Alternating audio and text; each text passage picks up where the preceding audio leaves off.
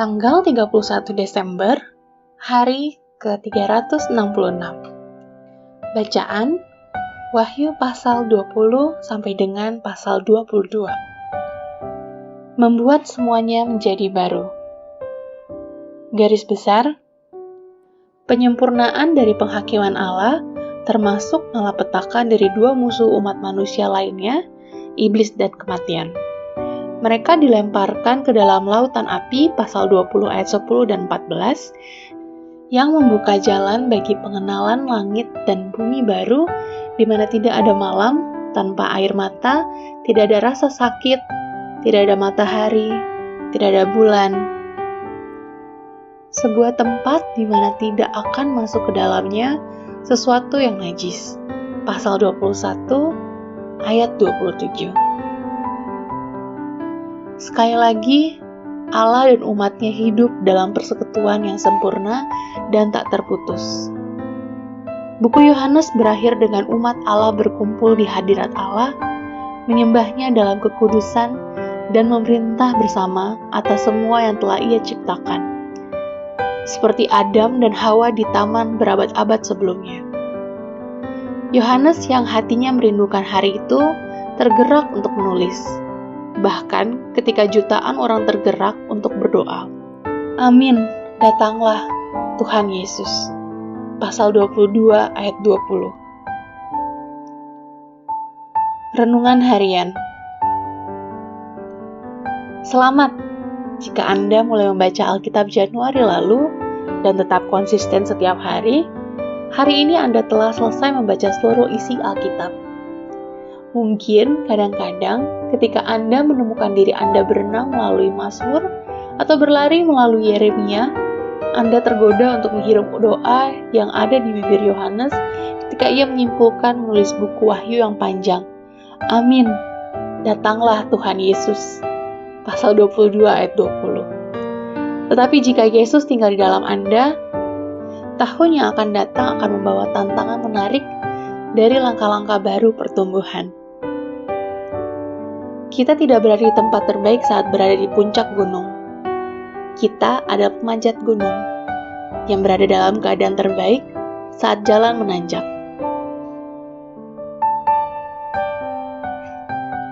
Pendalaman.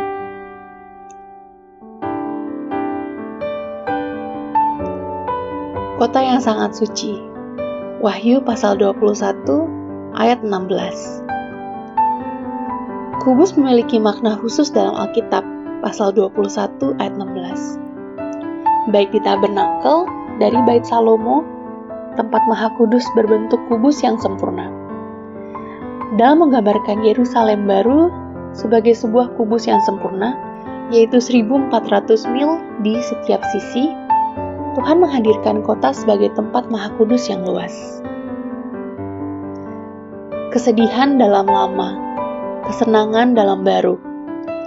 Wahyu pasal 22 ayat 4. Mungkin kata-kata yang paling menyedihkan dalam seluruh perjanjian lama adalah ini. Lalu Tuhan Allah mengusir dia dari Taman Eden. Kejadian 3 ayat 23. Sebaliknya, beberapa kata yang paling membahagiakan di seluruh perjanjian baru ditemukan di bagian hari ini. Mereka akan melihat wajahnya. Wahyu pasal 22 ayat 4. Seperti dikatakan seorang komentator, dosa mengusir manusia dari satu taman, tetapi kasih karunia membawa manusia ke Firdaus yang kekal. Apakah Anda siap untuk hari sukacita dan berbahagia itu? Amin. Tuhan Yesus memberkati.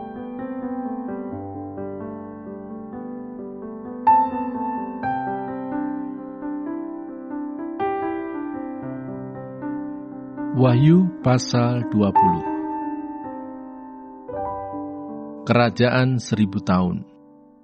Lalu aku melihat seorang malaikat turun dari sorga, memegang anak kunci jurang maut dan suatu rantai besar di tangannya. Ia menangkap naga si ular tua itu, yaitu iblis dan Satan. Dan ia mengikatnya 1000 tahun lamanya, lalu melemparkannya ke dalam jurang maut, dan menutup jurang maut itu, dan memeteraikannya di atasnya, supaya ia jangan lagi menyesatkan bangsa-bangsa sebelum berakhir masa 1000 tahun itu. Kemudian daripada itu ia akan dilepaskan untuk sedikit waktu lamanya. Lalu aku melihat tahta-tahta dan orang-orang yang duduk di atasnya. Kepada mereka diserahkan kuasa untuk menghakimi. Aku juga melihat jiwa-jiwa mereka yang telah dipenggal kepalanya karena kesaksian tentang Yesus dan karena firman Allah, yang tidak menyembah binatang itu dan patungnya, dan yang tidak juga menerima tandanya pada dahi dan tangan mereka. Dan mereka hidup kembali dan memerintah sebagai raja bersama-sama dengan Kristus untuk masa 1000 tahun. Tetapi orang-orang mati yang lain tidak bangkit sebelum berakhir masa yang 1000 tahun itu. Inilah kebangkitan pertama. Berbahagia dan kuduslah ia yang mendapat bagian dalam kebangkitan pertama itu. Kematian yang kedua tidak berkuasa lagi atas mereka, tetapi mereka akan menjadi imam-imam Allah dan Kristus, dan mereka akan memerintah sebagai raja bersama-sama dengan dia 1000 tahun lamanya. Iblis dihukum. Dan setelah masa 1000 tahun itu berakhir, iblis akan dilepaskan dari penjaranya, dan ia akan pergi menyesatkan bangsa-bangsa pada keempat penjuru bumi, yaitu Gog dan Magog, dan mengumpulkan mereka untuk berperang, dan jumlah mereka sama dengan banyaknya pasir di laut.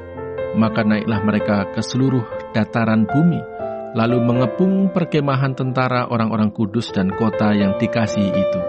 Tetapi dari langit turunlah api menghanguskan mereka, dan iblis yang menyesatkan mereka dilemparkan ke dalam lautan api dan belerang, yaitu tempat binatang dan nabi palsu itu, dan mereka disiksa siang malam sampai selama-lamanya.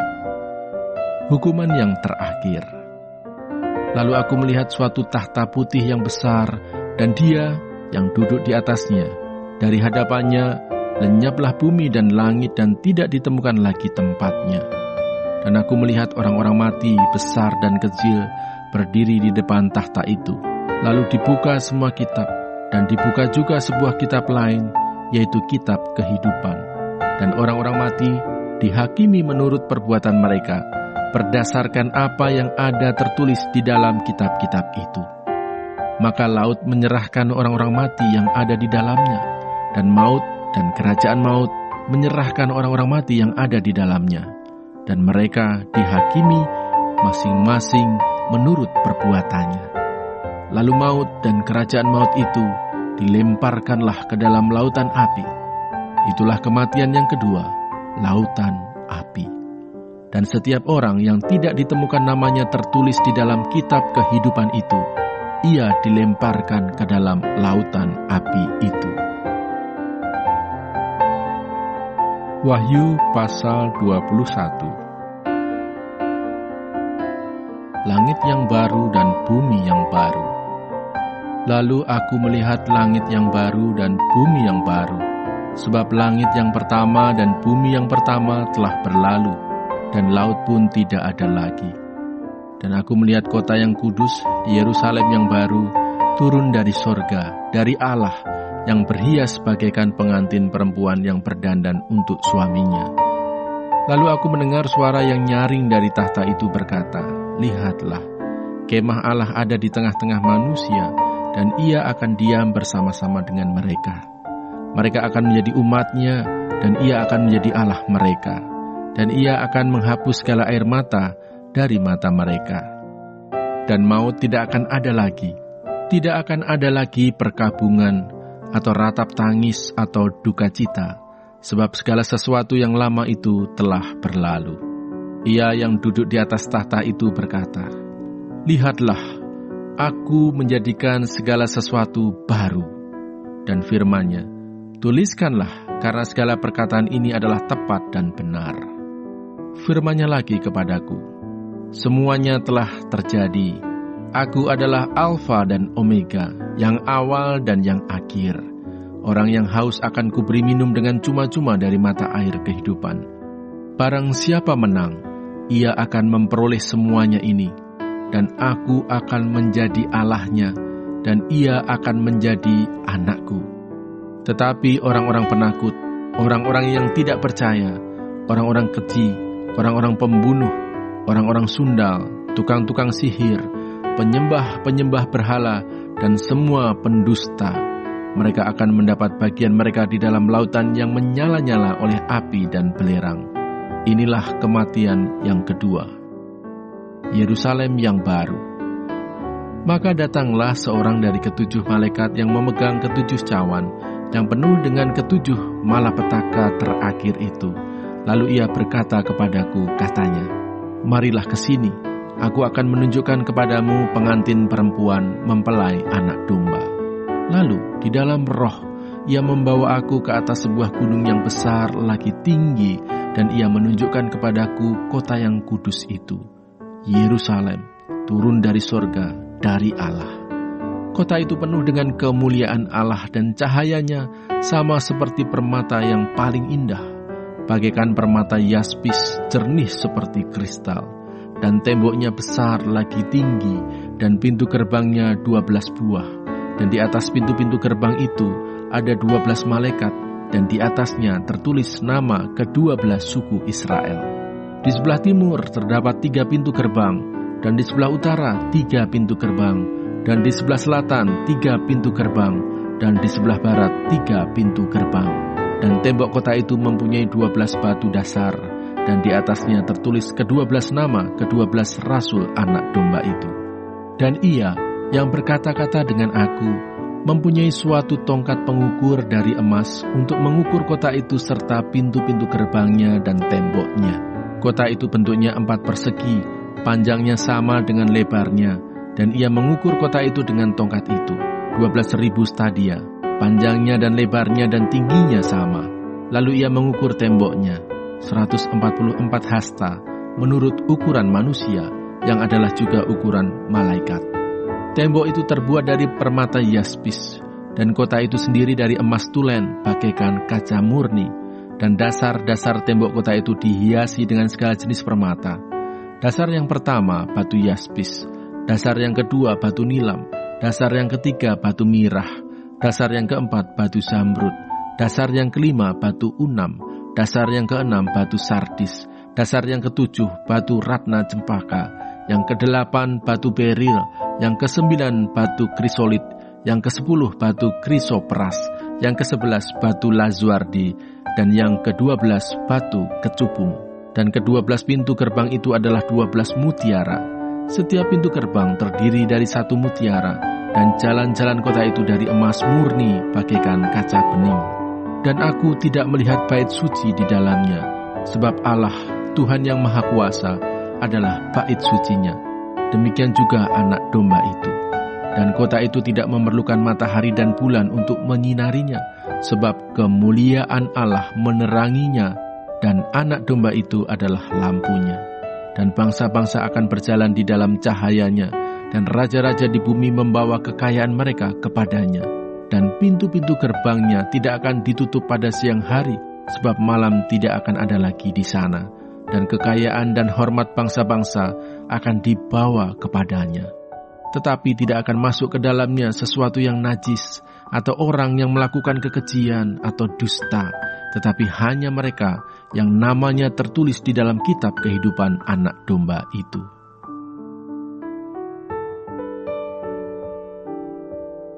Wahyu pasal 22.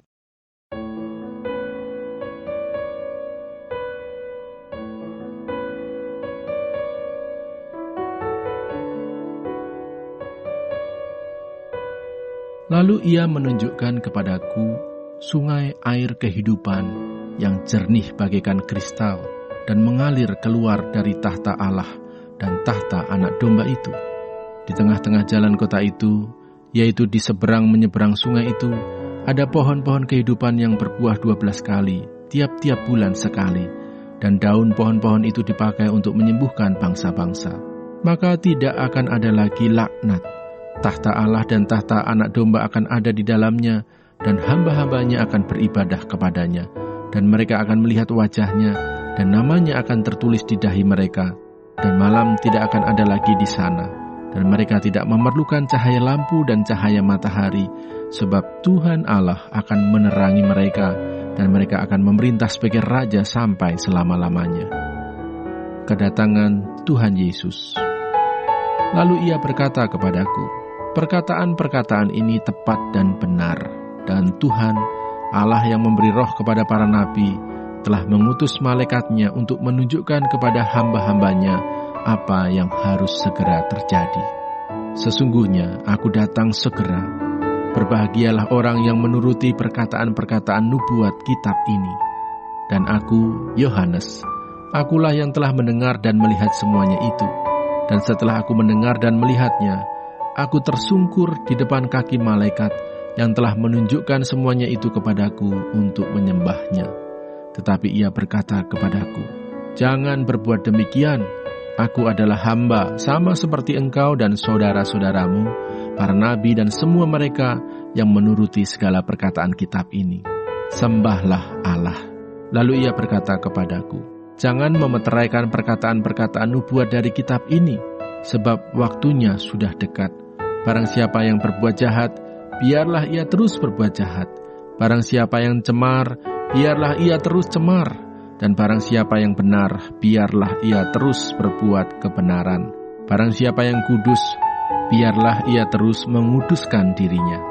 Sesungguhnya aku datang segera, dan aku membawa upahku untuk membalaskan kepada setiap orang menurut perbuatannya. Aku adalah Alfa dan Omega, yang pertama dan yang terkemudian, yang awal dan yang akhir. Berbahagialah mereka yang membasuh jubahnya. Mereka akan memperoleh hak atas pohon-pohon kehidupan dan masuk melalui pintu-pintu gerbang ke dalam kota itu.